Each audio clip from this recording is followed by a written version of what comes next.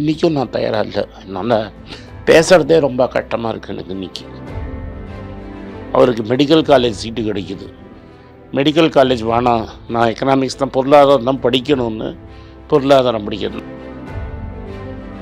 அப்படியே தலையெழுத்தையே மாற்றிட்டார். இன்றைக்கி அதுக்கப்புறம் அவருக்கு அப்புறம் வந்த எந்த கவர்மெண்ட்டும் அவர் போன பாதையை மாற்றவே முடியல.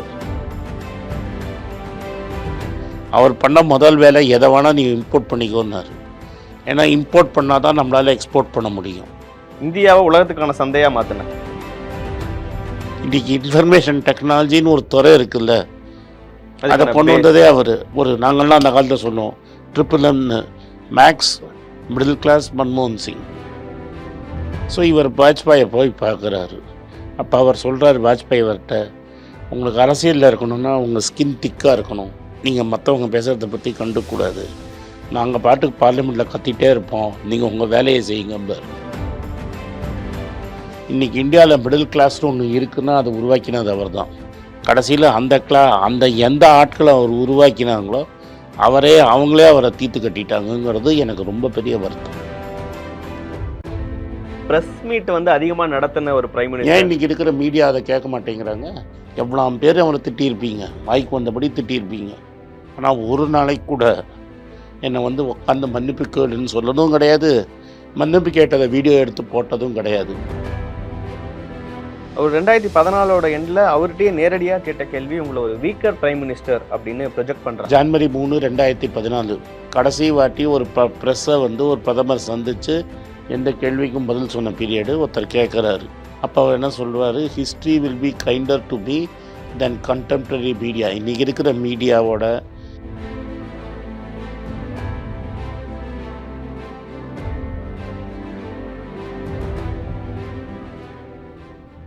இந்தியா ஒரு மிகச்சிறந்த பொருளாதார மேதையை இழந்திருக்கு.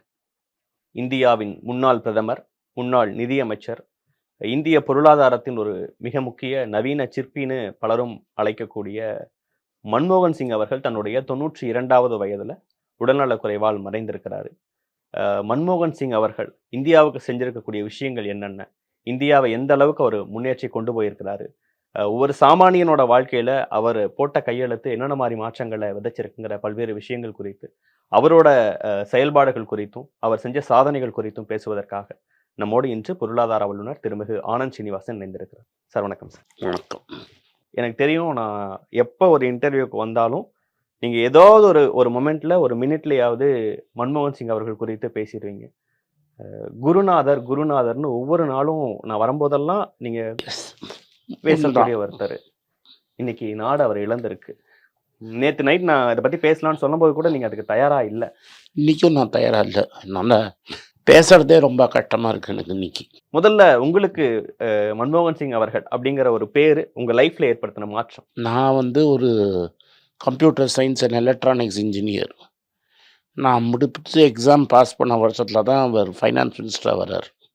அப்போ தான் எனக்கு முன்னாடி தெரியும்.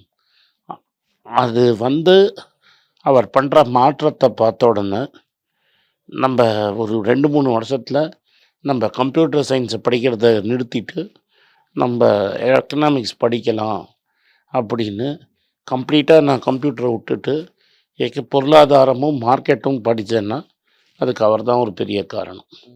இன்றைக்கி எனக்கு ஏதாவது கொஞ்சம் அளவுக்கு பொருளாதாரம் தெரியும், ஒரு மார்க்கெட்டை பற்றி தெரியும், அந்த புரிதல் வந்தது அவர் தான் ஒரு இன்ஸ்பிரேஷன். அவர் எங்கெல்லாம் பேசுகிறாரு, என்ன பேசுகிறாரு, எந்த புஸ்தகத்தை பற்றிலாம் பேசுகிறாரு. அண்டு 91க்கு முன்னாடி அந்த புஸ்தகத்தெல்லாம் நம்மளால் இங்கே இம்போர்ட் பண்ணி வாங்க முடியாது. அந்த புஸ்தகத்துக்கு ஆக்சஸ் காமன் மேனுக்கு கிடையாது. 91க்கு அப்புறம் தான் அந்த புஸ்தகத்தெல்லாம் நீங்கள் இருக்குதுன்னு எனக்கு தெரியும். அந்த புஸ்தகத்தை நீங்கள் இறக்குமதி பண்ணலாம், அமெரிக்காலேருந்து பணத்தை கட்டின்னு கொண்டு அந்த புஸ்தகங்களை இறக்குமதி செஞ்சு படித்து நான் பொருளாதாரம்னா என்னன்னு இன்றைக்கி புரிஞ்சிட்ருக்கிறேன்னா மன்மோகன் சிங் தான் காரணம். இன்றைக்கி அலெக்சாண்ட்ரியாவில் ஒரு பெரிய லைப்ரரி இருந்தது, அலெக்சாண்டர் ஊரில்.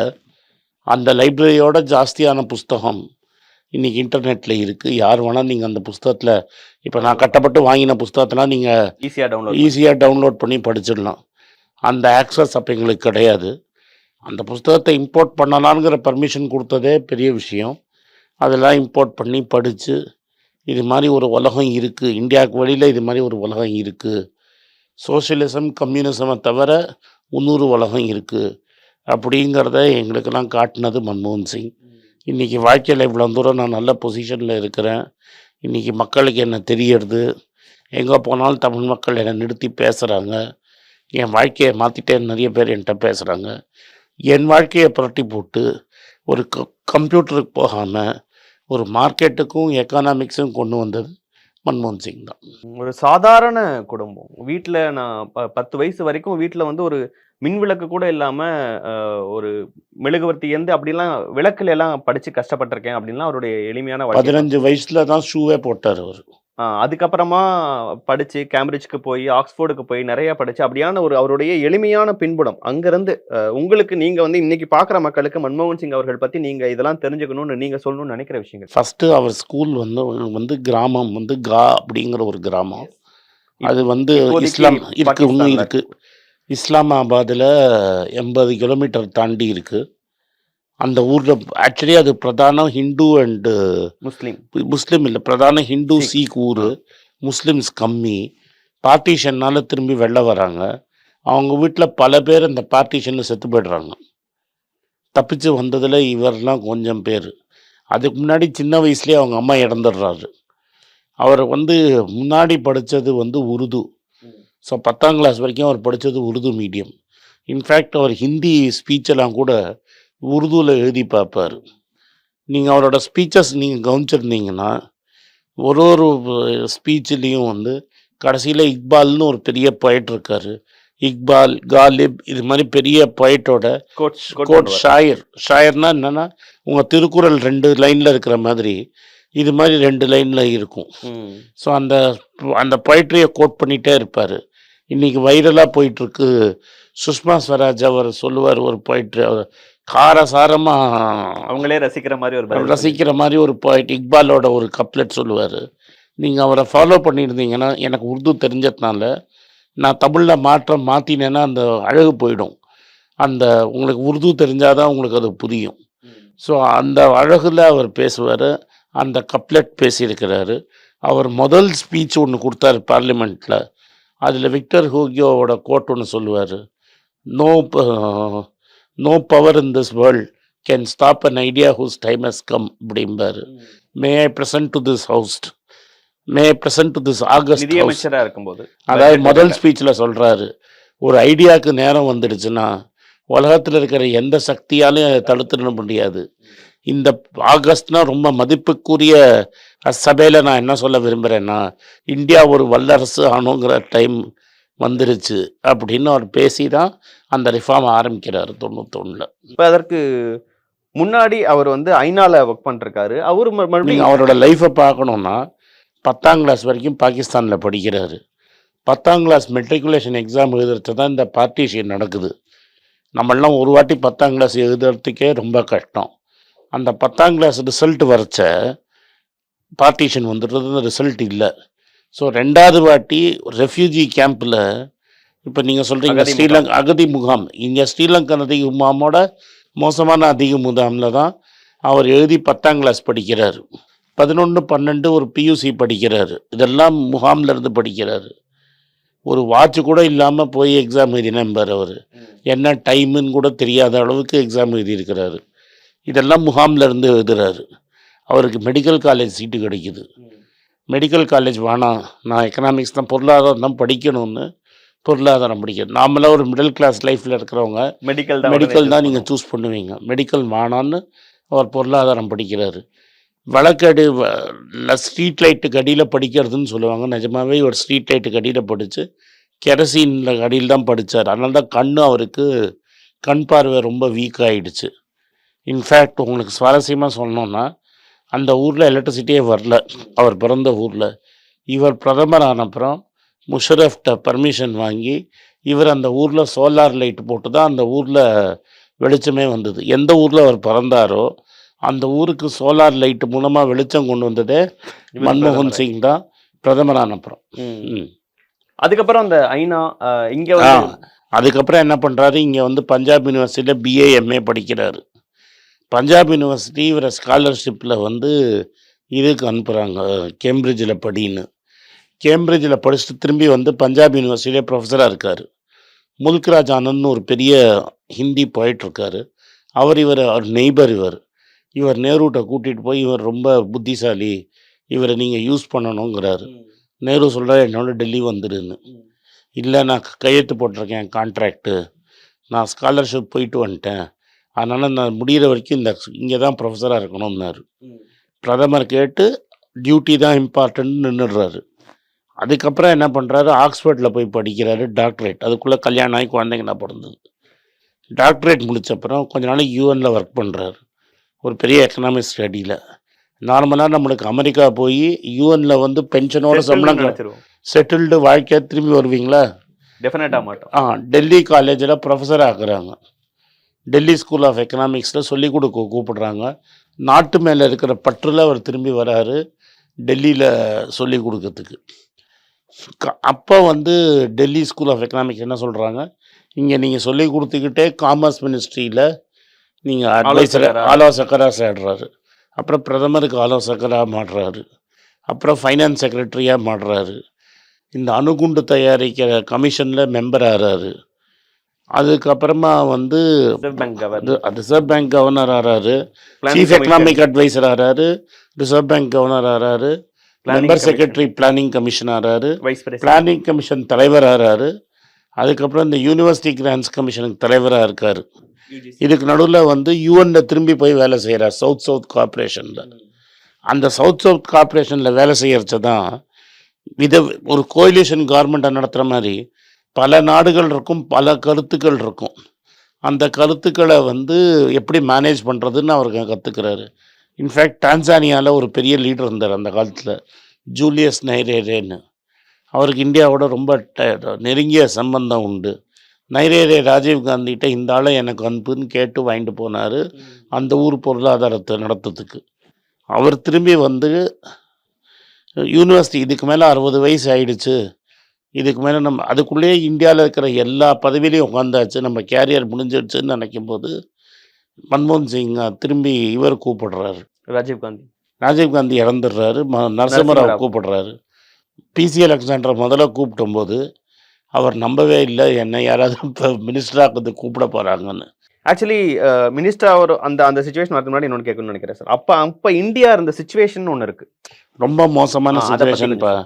இப்போ நாங்கள்லாம் ஃபோன் அப்ளை பண்ணோன்னு 5 வருஷம் வெயிட் பண்ணணும். நானாக செல்வந்தர், நானாக சாதாரண வீட்டில் பிறந்த என்ன ஊரை ஏமாற்றக்கூடாது. நான் ஒரு செல்வந்தர். எங்களோட கொள்ளு தாத்தாவே ஹிந்து பேப்பருக்கு எடிட்டராக இருந்தவர். எங்கள் தாத்தா பெரிய ஆடிட்டர், எங்கள் அப்பா சவுதியில் வேலை பண்ணவர். ஸோ எங்களுக்கு வந்து வீட்டில் நான் பிறந்ததுலேருந்தே என் வீட்டில் ஃபோன்லாம் இருக்குது. இருந்தாலும் நான் ஃபோன் வாங்கணும்னு புதுசாக ஒன்று அப்ளை பண்ணேன். 5 வருஷம் ஆகும். நீங்கள் கொஞ்சம் பணம் கட்டினீங்கன்னா 3 வருஷம் 1 மாதம் விதவிதமாக கட்டினாங்க. நீங்கள் ரொம்ப ஜாஸ்தி கணக்கு கட்டினா கூட ஓஐடின்னு ஒன்று இருந்தது, 6 மாதத்தில் ஃபோன் வரும். ஒரு மினிமலே 6 மாதம், மினிமலாக 6 மாதம். இல்லாட்டா ஒரு எம்பி கையெழுத்து போட்டால் கொஞ்சம் அவுட் ஆஃப் டர்ன் கிடைக்கும். ஒரு சிலிண்டர் வாங்கணுன்னா என்ன ஜோக்குனா, கல்யாணத்தன்னைக்கு நான் சிலிண்டரை புக் பண்ணேன்னா என் பேரனுக்கு சிலிண்டர் கிடைக்கும்னு பேசுவோம் நாங்கள். பட் எங்கள் வீட்டில் சிலிண்டர்லாம் இருந்தது, நான்லாம் போய் பேசக்கூடாது. சிலிண்டர் இருந்தது. ஒரு சிலிண்டரை கஷ்டம். நீங்கள் சிலிண்டர் விலையை பற்றி அப்புறம் பேசுங்க, சிலிண்டரே கிடைக்காது. இப்போ சிம்பிளாக புரிஞ்சுக்கணுன்னா ஸ்ரீலங்கா இப்போ இருக்க மாதிரி அதோட மோசம். நம்மளது வந்து சிமெண்ட் வந்து பிளாக்ல தான் வாங்கணும். பெட்ரோல் டீசல் கிடைக்கும், ஆனால் பயங்கரமாக விலை இருக்கும். நீங்கள் வண்டி இருந்தால் தானே பெட்ரோல் போடுறதுக்கு. ஸ்கூட்டர் வாங்கிறதுக்கே 5 வருஷம் காக்கணும். ஓகே சார், பெட்ரோல் இருக்கும், பட் ஸ்கூட்டரே 5 வருஷம் கழிச்சு தான் திவாலாகிற நிலைமையில இருந்தது. அது வந்து 91 திவாலாகிற ஸ்டேஜில் தான் இவரை கூப்பிட்டு வந்தாங்க. இப்படிலாம் பண்ணி கூட வெளிநாட்டிலேருந்து நம்ம இறக்குமதி பண்ணுறதுக்கு பொருள் நம்ம மெயினாக என்னென்னா கச்சா எண்ணெய், தங்கம், அதுக்கப்புறம் எது நம்ம இந்த வெஜிடபிள் ஆயில், பருப்பு வகையெல்லாம் நம்ம இம்போர்ட் பண்ணுறோம். இதை இம்போர்ட் பண்ணுறதுக்கு கூட பணம் 15 நாளைக்கு தான் இருந்தது. அது மாதிரி நிலைமையில தான் இவரை கூப்பிட்டு வந்தாங்க. 15 நாளைக்கு அவரை ஒன்றும் பண்ணியிருக்கலன்னா நம்ம திவாலாக இருப்போம். அந்த நிலைமையில தான் அவரை கூப்பிட்டு வந்தாங்க. அங்கேருந்து ஒரு 4 வருஷத்துல நம்மள ஒரு நல்ல பொசிஷனுக்கு கொண்டு வராரு. வாங்கின கடன்லாம் அடைக்கிறாரு.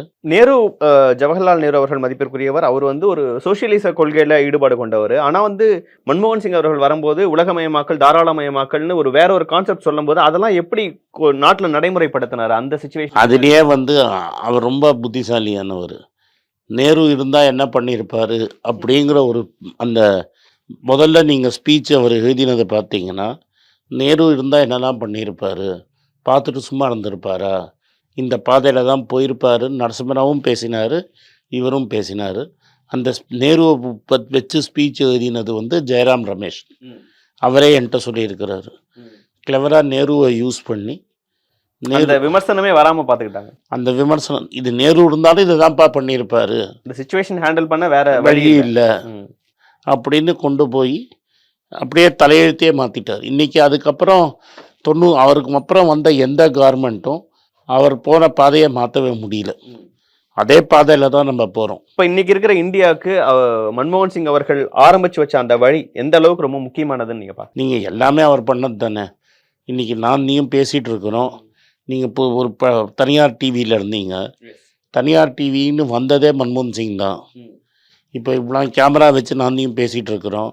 அந்த கேமராவை ஃப்ரீயாக இம்போர்ட் பண்ணுறதுக்கு பர்மிஷன் கொடுத்ததே கேமரா இருந்தது அன்றைக்கும். ஆனால் அந்த கேமராவை ஃப்ரீயாக இம்போர்ட் பண்ண பர்மிஷன் கொடுத்ததே மன்மோகன் சிங். நான் சிம்பிளாக இப்போ பார்க்குறவங்களுக்கு மேபி நம்ம சொல்கிற இந்த டேர்ம்ஸ் புரியாமல் இருக்கும். உலகமயமாக்கல், தாராளமயமாக்கல், அதை கொண்டு வந்த ஐயா இந்த கேமரா வச்சு என்ன வீடியோ பிடிக்கிற வச்சிருங்க. இந்த கேமரா வீடியோ எடுத்து அப்போ என்னை பார்க்க வைக்கிறல்ல. இந்த கேமரா இப்போ வந்து 40,000 ரூபா விலைன்னு வச்சுக்க. அந்த காலத்தில் இதோட கேமராவோட விலை 70,000 ரூபா 80,000 ரூபா இருந்திருக்கும். மேபி மூவி கேமராவாக இருந்திருக்காது. ஃபோட்டோகிராஃபி கேமராவே நீங்கள் பண்ண முடியாது. ஒரு விசிஆரை நீங்கள் கொண்டு வர முடியாது. எல்லா ஸ்மக்லிங்கில் பர்மா மசாலா தான் நீங்கள் போய் வாங்கணும். ஒரு டிவியை கொண்டு வர முடியாது. எல்லாமே ஷார்ட்டேஜ். அதெல்லாம் கம்ப்ளீட்டாக மாற்றி யார் வேணால் எதை வேணால் நார்மலாக இது மாதிரி க்ரைசிஸ் இருக்குது, 15 நாளைக்கு தான் எனக்கு பொருள் இருக்குன்னா மக்கள் வாங்கவே நீங்கள் என்ன நினைப்பீங்க? இம்போர்ட் பண்ணாதப்பா, அந்த பணத்தை நிறுத்தி சேவ் பண்ணுன்னு. அவர் பண்ண முதல் வேலை எதை வேணால் நீங்கள் இம்போர்ட் பண்ணிக்கோன்னாரு. ஏன்னா இம்போர்ட் பண்ணால் தான் நம்மளால் எக்ஸ்போர்ட் பண்ண முடியும்.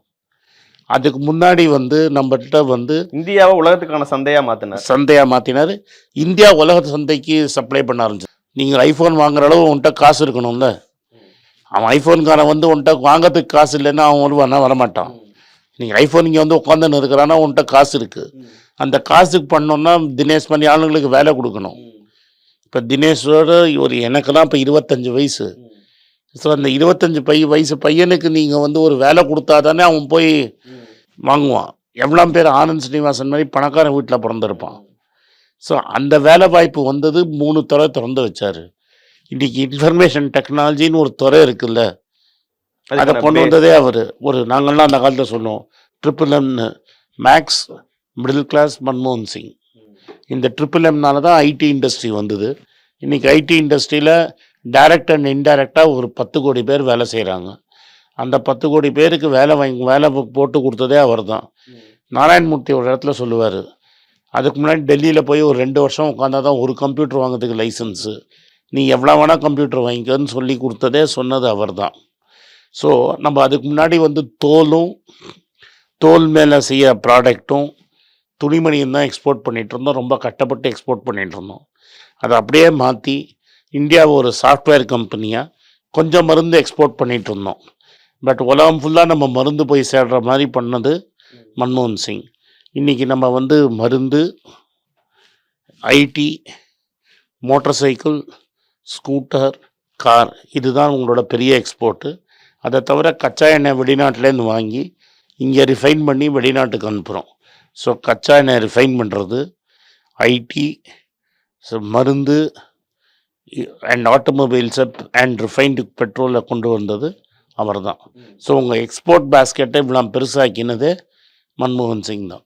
இல்லை அப்படி ஒரு பிரெயின் அந்த நேரத்தில் அப்படி இந்தியாவே வந்து அவ்வளோ ஒரு கஷ்டமான சூழலில் இருக்கும்போது இப்படி ஒரு டெசிஷன் எடுக்கிறாங்கன்னு ஒரு விஷயம் இருக்குல்ல, அதுக்கு பேஸ் வந்து அவருடைய ரிசர்ச் பேப்பர்ஸே அந்த மாதிரி தான். அப்படி ரிசர்ச் பேப்பர்ஸே அது மாதிரி. அதுக்கு முன்னாடியே ஒரு நல்ல டீம் அவர் அசம்பிள் பண்ணிட்டார். மான்டெக் சிங் வாலியான்னு ஒருத்தர் இருக்கார், டாக்குமெண்ட்டுன்னு இவரோட தூண்டுதலில் அவர் டாக்குமெண்ட்னு ஒரு டாக்குமெண்ட்டை முன்னாடியே சர்க்குலேட் பண்ணுறாரு.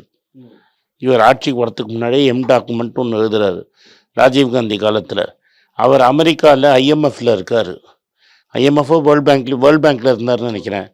இவர் எப்படி யூஎன்லேருந்து திரும்பி வந்தாரோ அவர் வந்தார், அவரை கொக்கி போட்டு கூட்டின்னு வந்ததே இவர் தான். ஓகே.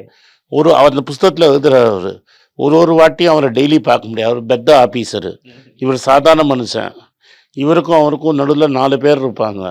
அவருக்கு எப்பெல்லாம் வந்து ஐயோ ஏண்டா வந்தோன்னு இருக்கும்போதெல்லாம் அவரை தட்டி கொடுத்து இங்கே இரு நம்ம காலம் வரும்னு சொல்லி இது மாதிரி மான்டேக் சிங் வாலியா, ராகேஷ் மோகன், அதுக்கப்புறம் ஜெயராம் ரமேஷ், இது மாதிரி ஒரு 5-6 பேரை அவர் ரெடி பண்ணி ஒரு டீமாக உருவாக்கி அந்த டீமை கொண்டு வந்து வச்சு ரிஃபார்ம் பண்ணது மன்மோகன் சிங். ஆனால் இப்படியான ஒரு பாலிசி டெசிஷன்ஸ் எடுக்கும்போது பெரிய நெருக்கடிகளையும் ஏற்படுத்தினுச்சு. அப்பயே நிதியமைச்சர்லேருந்து நான் ராஜினாமா பண்ணிக்கிறேன் அப்படின்லாம் அவர் ஒரு சில பேச்சுவார்த்தைகள்லாம் நடந்தல. இல்லை, அது வந்து அப்படி கிடையாது. இந்த ஹர்ஷத் மேத்தா ஸ்கேண்டல் பெருசாச்சு. அந்த ஹர்ஷத் மேத்தா ஸ்கேண்டலில் வந்து ஃபினான்ஸ் மினிஸ்ட்ரி தான் ரெஸ்பான்சிபிள் அப்படின்னு சொன்னபோது அவர் வந்து ரெசிக்னேஷன் லெட்டர் பேக்கெட்டில் வச்சுட்டு மன்மோகன் நரசிம்மராவ்கிட்ட போகிறாரு. நரசிம்மராவ் அவரை கூப்பிடல. வரலாறு என்ன சொல்லுதுன்னா நரசிம்மராவ் வாஜ்பாயை கூப்பிடுறாரு. பார்லிமெண்ட்டில் இது மன்மோகன் சிங்கே சொல்லியிருக்கிறாரு. பார்லிமெண்ட்டில் ரொம்ப கலாட்டா பண்ணிங்கன்னா இந்த ஆள் ஓடி போயிடுவான். இந்த ஆள் ஓடி போயிடுச்சுன்னா பொருளாதாரத்தை நம்மளால் ஒரு ஆப்போசிஷன் லீடரும் ஒரு பிரதமரும் எப்படி பேசிக்கிறாங்கன்னு பாருங்கள். வாஜ்பாய் அவர்களும் நரசிம்மராவும் இவரை ஓடி போயிட்டார்னா ரொம்ப கஷ்டம் பாஸ், இன்னொரு ஆள்லாம் கூப்பிட்டு வர முடியாதுன்னு. அப்போ வாஜ்பாய் சொல்கிறாரு இவர் என்னை பார்க்க அனுப்புன்னு. ஸோ இவர் வாஜ்பாயை போய் பார்க்குறாரு. அப்போ அவர் சொல்கிறார் வாஜ்பாய் அவர்கிட்ட, உங்களுக்கு அரசியலில் இருக்கணும்னா உங்கள் ஸ்கின் திக்காக இருக்கணும், நீங்கள் மற்றவங்க பேசுகிறத பற்றி கண்டுக்கூடாது, நாங்கள் பாட்டுக்கு பார்லிமெண்ட்டில் கத்திட்டே இருப்போம், நீங்கள் உங்கள் வேலையை செய்யுங்கம்பார். இப்போ வாஜ்பாய் அவர்களுக்கு மன்மோகன் சிங்கோட இம்பார்ட்டன்ஸ் புரியுது. அதனால் அவர் என்ன சொல்கிறாருன்னா, நான் கத்துறதை கத்திட்டு தான் இருப்போம், நீங்கள் பண்ணுறதை பண்ணிகிட்டே இருங்க அப்படிம்பார். இவர் பாட்டுக்கு பண்ணுறதை பண்ணிக்கிட்டே இருந்தார். இன்ஃபேக்ட் வாஜ்பாய் பிரைம் மினிஸ்டர் ஆனும்போது இவரோட சீடராக இருக்கிற மான்டேக் சிங் அஹ்லுவாலியாவும் ரங்கராஜனும் தான் அவங்களுக்கு அட்வைசராக இருக்காங்க. இப்போ ஒரு ஒரு பொருளாதார வல்லுநரா இந்தியாவையே வந்து ஒரு காப்பாற்றின ஒருத்தரா, அந்த நேரத்துக்கு முக்கிய தேவையான ஒருத்தராக இருந்து பல்வேறு விஷயங்களை பண்ணியிருக்காரு. ஆனால் அதற்கு அடுத்து நடந்த எலெக்ஷன்ஸ்லையும் மக்களவையில் நிற்கும் போது இவரே தோற்கடிக்கிறாங்க. அது நீங்கள் மக்களை தான் கேட்கணும். நான் என்னோட வாழ்க்கையில் எனக்கு இருந்த பெரிய வருத்தம், இன்றைக்கி இந்தியாவில் மிடில் கிளாஸ்னு ஒன்று இருக்குன்னா அதை உருவாக்கினது அவர் தான். இன்றைக்கி தினேஷ் மாதிரி ஒரு கிளாஸ் இருக்குது, ஒரு தன்னம்பிக்கையோடு நீங்கள்லாம் இருக்கீங்கன்னா இதை உருவாக்கினதே மன்மோகன் சிங் தான். கடைசியில் அந்த எந்த ஆட்களை அவர் உருவாக்கினாங்களோ அவங்களே அவரை தீர்த்து கட்டிட்டாங்கங்கிறது எனக்கு ரொம்ப பெரிய வருத்தம். அவர் பிரைம் மினிஸ்டர் ஆன விதம் ஒரு ஆக்சிடென்டல் பிரைம் மினிஸ்டர். அவர் ஆக்சிடென்டல் பிரைம் மினிஸ்டர்லாம் கிடையாது. இதெல்லாம் நீங்கள் ஃபினான்ஸ் மினிஸ்டரா ஆனதே ஆக்சிடென்ட்னு அவர் சொல்லியிருக்கிறாரு. அவர் லீடர் ஆஃப் ராஜ்யசபாவாக தான் இருந்தார். அதுக்கு முன்னாடியே அப்போசிஷன் லீடர் ராஜ்யசபா. மீடியா என்ன கலப்பு, சோனியா காந்தி தான் பிரதமர் ஆவாங்கன்னு மீடியா கிளப்பி விட்டுது. மேடம் ரொம்ப தெளிவாக இருந்தாங்க, இப்போ நம்மளுக்கு தெரியறது நம்ம பிரதமர் ஆக மாட்டேன்னு. அவருக்கு ஒரு நல்ல இந்த ஆள்கிட்ட கொடுத்தா நல்லா நடக்கும்னு சொல்லி அந்த அம்மா கொடுத்து 10 வருஷம் ஆக்கினது இவர். அது காங்கிரஸ் கட்சி ஜெயிச்சது. காங்கிரஸ் கட்சி கொடுத்துருக்கலாம், அவங்களுக்கு தான் இன்றைக்கி பவர் இருந்தது, காங்கிரஸுக்கு தான் பவர் இருந்தது, காங்கிரஸ் தலைவியாக அவங்கள்ட்ட பவர் இருந்தது. இவர் இருப்பார், இவருக்கு ஓட்டு போடுங்கன்னு அந்த அம்மா சொன்னாங்க. அப்படி தான் வந்தது. ஆக்சிடென்ட். காங்கிரஸ் கட்சி எலெக்ஷன் ஜெயிச்சு நாங்கள் யாரும் சோனியா காந்தி அவர்களை பிரதமர் ஆக்கணும்னு காங்கிரஸ்ல இருந்த பலரும் நினைச்சு. அது இப்போ நான் சொல்கிறேன், நான் காங்கிரஸில் இருக்கேன், அதுக்கும் மன்மோகன் சிங் தான் காரணம். காங்கிரஸில் இருக்கிறேன், காங்கிரஸ்காரனை கேட்டிங்கன்னா நாங்கள் ராகுல் காந்தியை தான் பிரதமராக இருக்கணும்பா. எனக்கு பல பேர் அட்வைஸ் கொடுப்பாங்க, நீங்கள் ராகுல் காந்தியை மாற்றிட்டீங்கன்னா காங்கிரஸ் நல்லா இருக்கும்னு.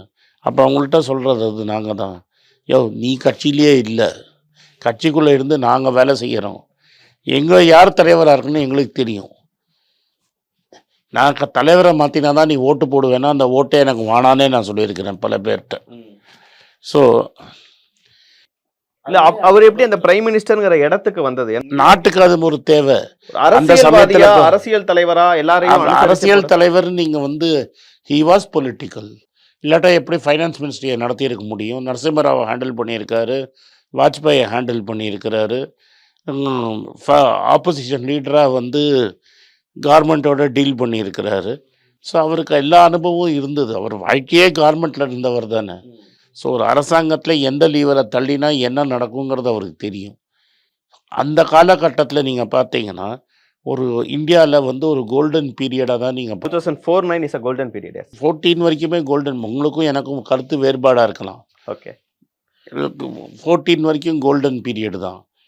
அது நம்ம இன்னும் நினைக்கிறோம். எப்போ உங்களுக்கு இல்ல, எனக்கு 4-9ல அவர் பண்ண விஷயங்கள் ரொம்ப முக்கியம். 9 to 14 பண்ணதே நம்ம பேசுவோம். பேசுங்க, சொல்லுங்க. ஏன்னா இந்த நேரத்துல பேசுறது ரொம்ப முக்கியம்னு நினைக்கிறேன். அவர் பிரதமரா இருந்த காலத்துல இந்தியாவுக்கு நடந்த ரொம்ப முக்கியமான நல்ல விஷயங்கள் 2004ல பிரதமர் ஆகிறதுக்கு ஏன் பொன்காலம்னா ஒரு முஸ்லிம் பிரசிடென்ட்டாகவும் ஒரு சீக்கியர் வந்து ஹையஸ்ட் பொசிஷன், ஒரு சீஃப் ஆஃப் ஸ்டாஃபும் சீக்கியர், ஒரு ஹிந்து இல்லாம நாட்டை வந்து மற்ற மதங்காரங்க நடத்தலாம். ஜே சிங்னு ஒரு சீஃப் ஆஃப் ஸ்டாஃப்னு நினைக்கிறேன், அவர் பேர் மறந்து போயிடுச்சு எனக்கு. ஒரு சீஃப் ஆஃப் ஸ்டாஃப் வந்து ஒரு சீக்கு, இவர் ஒரு சீக்கு, ஒரு முஸ்லிம் பிரசிடென்ட்டு, இவங்க தான் நாட்டை நடத்தினாங்க.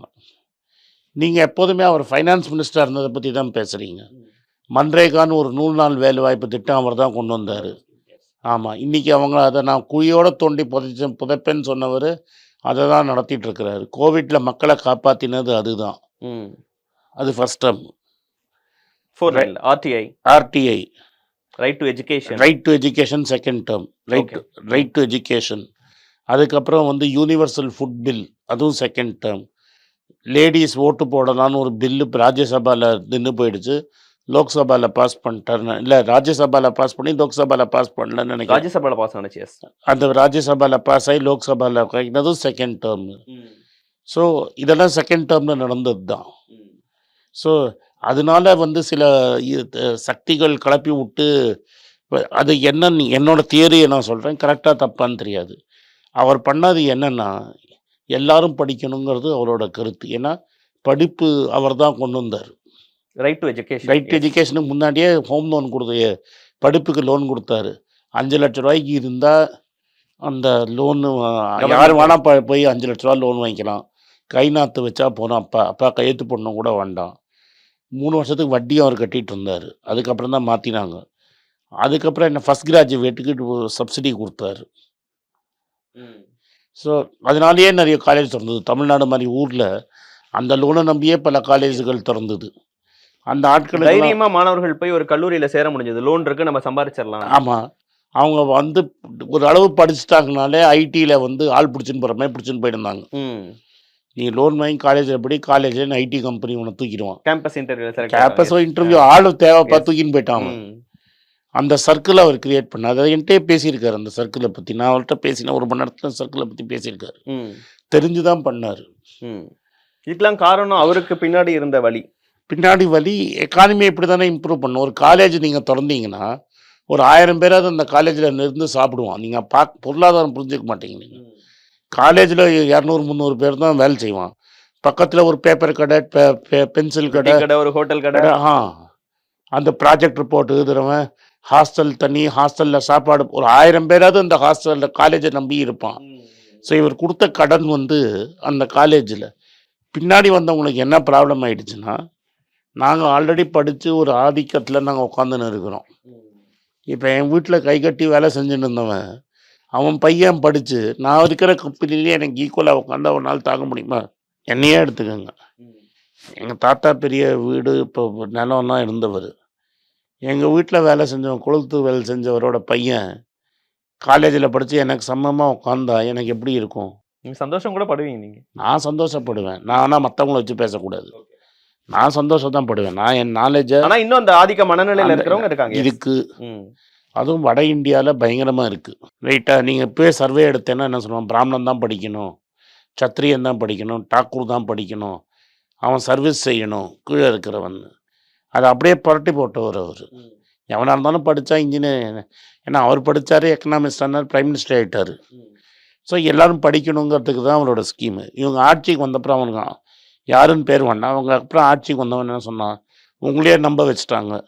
எஜுகேஷன் லோனு ஸ்டூடெண்ட் கட்டலை, அதனால எஜுகேஷன் லோனை நிறுத்துறோம்னு.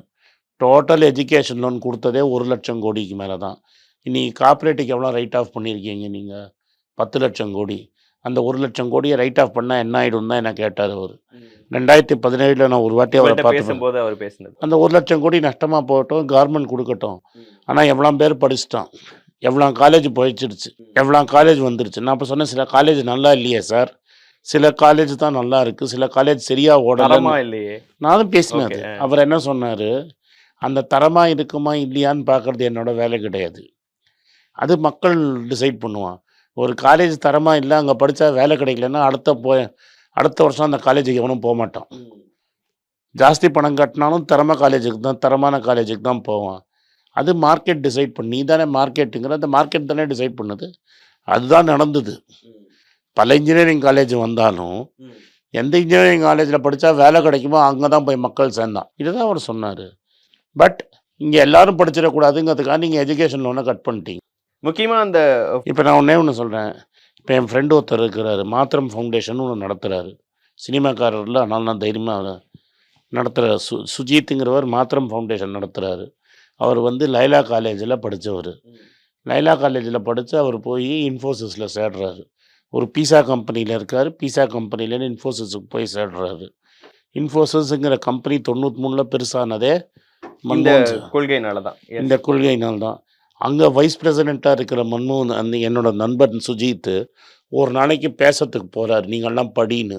சுஜித் எல்லா காலேஜ்லேயும் போய் பேசினார். நான் சொல்கிறது அன்றைக்கி என் நண்பன் சுஜித். ஓகே. ஸோ அப்போ போய் பேசும்போது சுஜித்த ஒரு பொண்ணு கேட்குது, நான் பாத்திரம் நம்பி படித்து 12ஆம் கிளாஸ் பாஸ் பண்ணிட்டேன்னா எனக்கு வேலை வாங்கி கொடுங்கன்னு, எனக்கு எங்கேயாவது சீட்டு வாங்கி கொடுங்கன்னு. ஒரு காலேஜில் பேசி அவர் சீட்டு வாங்கி கொடுத்தாரு. மாற்றம் ஃபவுண்டேஷன். அது நான் சொல்கிறது மாற்றம் ஃபவுண்டேஷனுக்கு முன்னாடி. ஓகே. இன்றைக்கி அது மாற்றம் ஃபவுண்டேஷன் ஆகிடுச்சு. அதனால் இப்போ இருக்க ஆதிக்கம் செலுத்துகிறவங்க, நீ வேணால் எஜுகேஷன் லோனை நிறுத்திடலாம், சுஜித் மாதிரி ஆணுங்களை நிறுத்த முடியாது. பையன் படிக்கணும்னா ஃப்ரீயாக கொடுக்கறதுக்கே ஆள் வந்துட்டான் அன்றைக்கி. இனிமேல் நீ கதவை மூடி, என்ன குதிரை வெளில போன அப்புறம் லாயத்தை மூடி என்ன ஆக போகுது? ஸோ இன்றைக்கி அந்த மாத்திரம் ஃபவுண்டேஷனுக்கு விதை போட்டவரே மன்மோகன் சிங்ன்னு தான் நான் சொல்லுவேன். இன்ஃபோசிஸ் இல்லைன்னா சுஜித் எங்க, பீஸா கம்பெனி இல்லைன்னா சுஜித் எங்க, மன்மோகன் சிங் அவனை காலேஜ் திறக்க வைக்கலன்னா ஃப்ரீ சீட் கொடுக்க முடியுமா? நிச்சயம் முடியாது. ஸோ அந்த காலேஜை உருவாக்கினது எஜுகேஷன் லோனில். காலேஜை ரொப்பி நல்ல பேர் வாங்கணுங்கிறது காலேஜுக்கு ஆசை. மார்க் வாங்கி பணம் கட்ட முடியாத பசங்க இருக்காங்க. ரெண்டுத்தையும் கனெக்ஷன் கொடுத்தது என் நண்பன் சுஜித். ஸோ மன்மோகன் சிங் எஜுகேஷன் ஒன்று கொடுத்துருக்கேன்னா அந்த காலேஜும் கிடையாது. ஸோ பல மாற்றங்களுக்கு சுஜித் நான் சுஜித்தை வச்சே சொல்கிறேன்னே. பீட்சா கம்பெனிலேனா சுஜித் கிடையாது, வெளிநாட்டு பீட்சா கம்பெனிலேனா சுஜித் கிடையாது, இன்ஃபோசிஸ் இல்லைன்னா சுஜித் கிடையாது, சுஜித் இல்லைன்னா மாத்திரம் ஃபவுண்டேஷனே கிடையாது. இதுதான் மன்மோகன் சிங். இந்த 2004 புரிஞ்சிருச்சுல்ல? இது பிரைம் மினிஸ்டர் தான் செஞ்சார். எஸ். 2004-09 பீரியட்ல முக்கியமான இன்னொரு விஷயம் அந்த அணு ஆயுத கொள்கைகளில் கையெழுத்து. அது ஆட்சிக்கே பெரிய பிரச்சனை ஆயிரும், இடதுசாரிகள் தங்களுடைய ஆதரவை விலக்கிக்குவாங்கங்கிற சுச்சுவேஷன்லாம் வந்தபோதும் தைரியமா எடுத்த ஒரு டெசிஷன். ஏன்னா இந்தியாவை ஒரு பராயா நாடாக பார்த்துட்டு அணுகுண்டு இந்தியாவுக்கு பண்ண போகிறோங்கிறது முக்கியமான விஷயம் இல்லை. ப்ரைவேட்டோட சேர்ந்து நம்ம டைஅப் பண்ணி இங்கே அணு பவர் வருதுங்கிறது முக்கியம் இல்லை. நீங்கள் ஆல்ரெடி வச்சுருக்கீங்க, அதனால் உங்களை இம்பார்ட்டண்ட் இன்டர்நேஷ்னல் பாடிஸ்லாம் உங்களை சேர்க்காமல் இருந்தாங்க. இந்தியா ஒரு பொறுப்புள்ள நாடு, அணுகுண்டை தப்பாக யூஸ் பண்ணலைன்னு சர்டிஃபை பண்ணி பல குரூப்பில் நம்மளை சேர்த்துக்கிறதுக்கு நம்மளை பல சென்சிட்டிவ் டெக்னாலஜியை வாங்க முடியாமல் இருந்தது. அந்த டெக்னாலஜி வாங்கிறதுக்கு ரைட்ஸ் வாங்கி கொடுத்தவர் மன்மோகன் சிங்.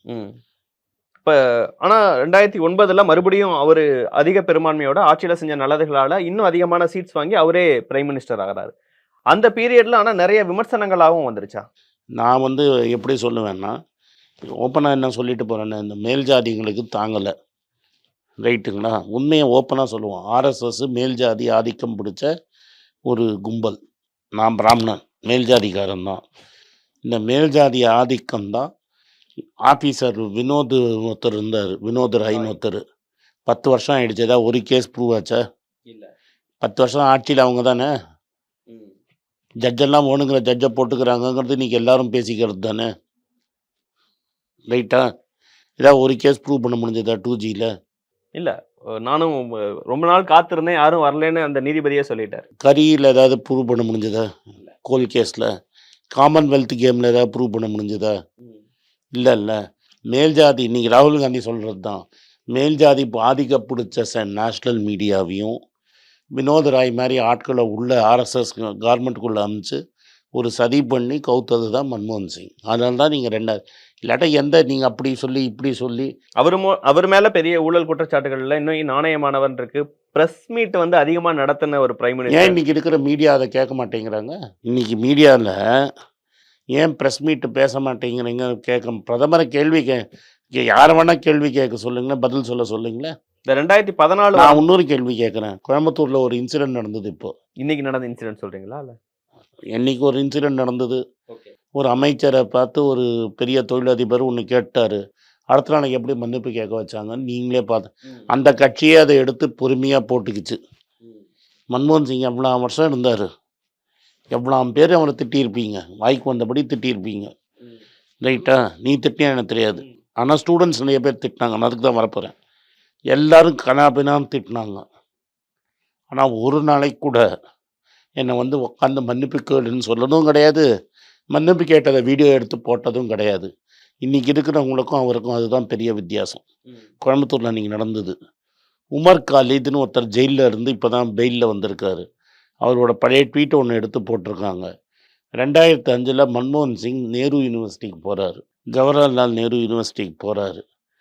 அவருக்கு அவரோட பொருளாதாரத்துக்கு எகென்ஸ்டாக கருப்பு கொடி பிடிக்கிறாங்க. கருப்பு கொடி பிடிச்சி அடுத்த நாளைக்கு எல்லாருக்கும் நோட்டீஸ், நீங்கள் பிரதமருக்கு எகென்ஸ்டாக கருப்பு கொடி பிடிச்சிங்கன்னு 2 விஷயம் பண்ணுறாரு.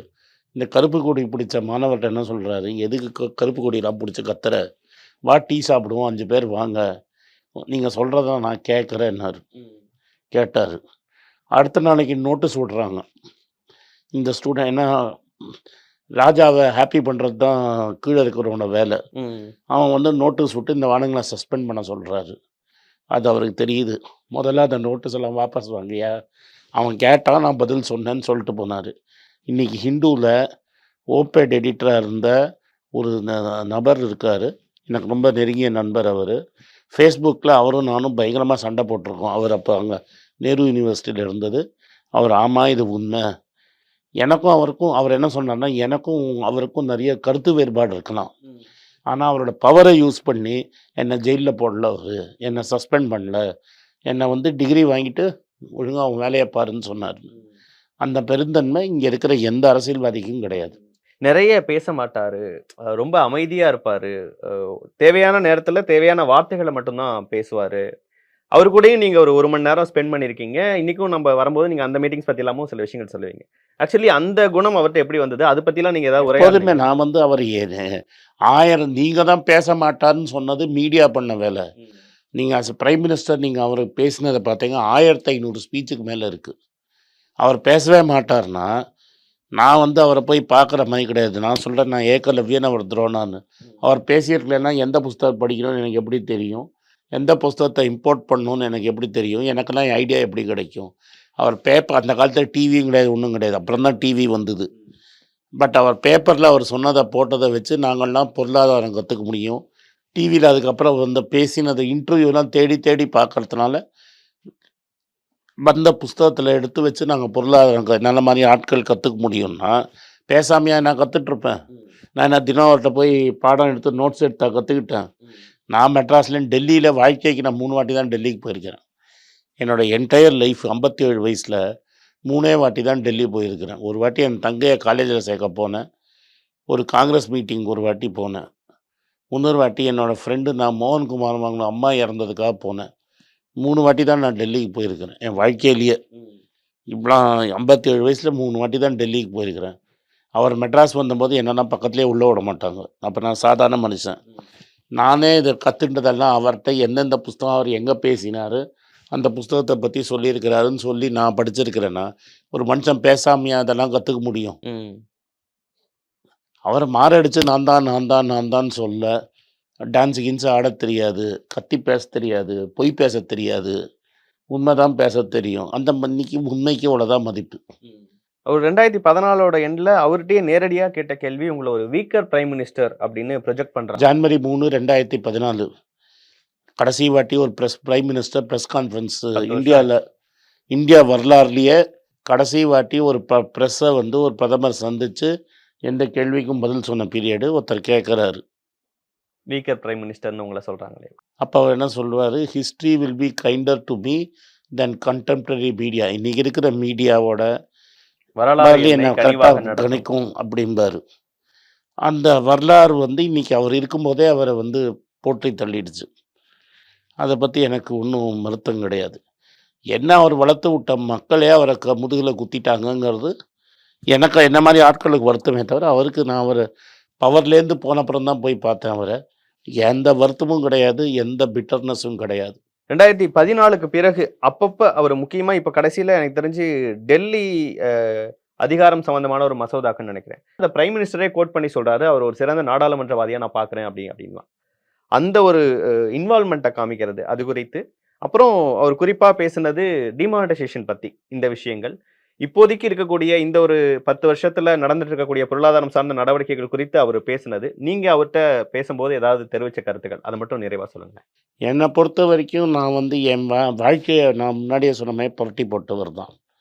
நான் போய் பார்த்தது மோகன் குமார் மங்கலமுக்கு தான் நான் நன்றி சொல்லணும். இல்லாட்டா என்ன மாதிரி ஒரு அப்போ நான் காங்கிரஸ் கட்சியிலையும் கிடையாது.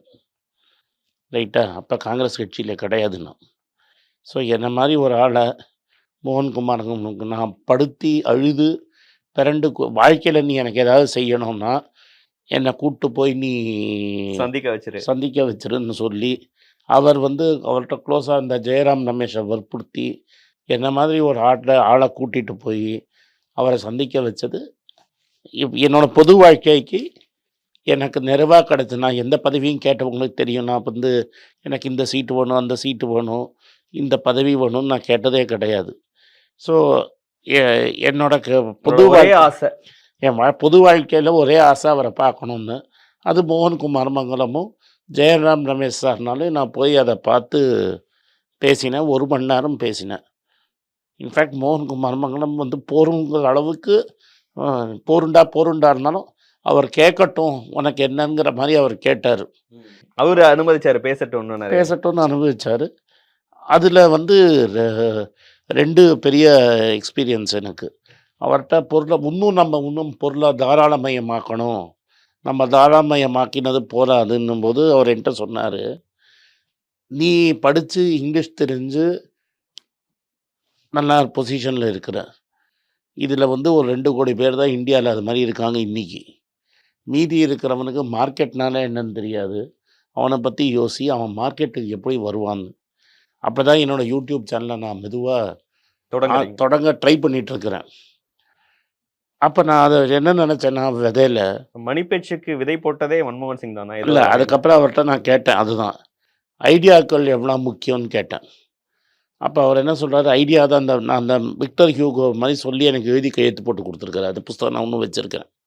அதில் கையெழுத்து போட்டும்போது என்ன சொன்னேன், ஐடியா தான் ரொம்ப முக்கியம், உன் ஐடியாவை விட்டுடாத, போய் அனுபவிக்கணும். அப்போ நான் என்ன சொன்னேன், மார்க்கெட்டை பற்றி இதை சொல்கிறாரு, ஐடியாவை பற்றி இதை சொல்கிறாரு, சரி அவர் சொன்னதாக எடுத்துப்போமே, மார்க்கெட்டை பற்றி போய் நம்ம டெய்லி மக்கள்கிட்ட பேசுவோம்.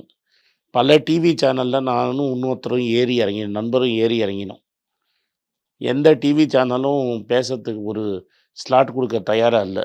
சரி நம்ம யூடியூப்லேயே பேச ஆரம்பிப்போன்னு ஒரு கேமரா, ஒரு லேப்டாப்பு வச்சு 2 பேர் வச்சு ஆரம்பித்தது தான் அந்த மணி பேச்சு. இன்றைக்கி சுமார் 13.25 லட்சம் பேர் பார்க்குறாங்க.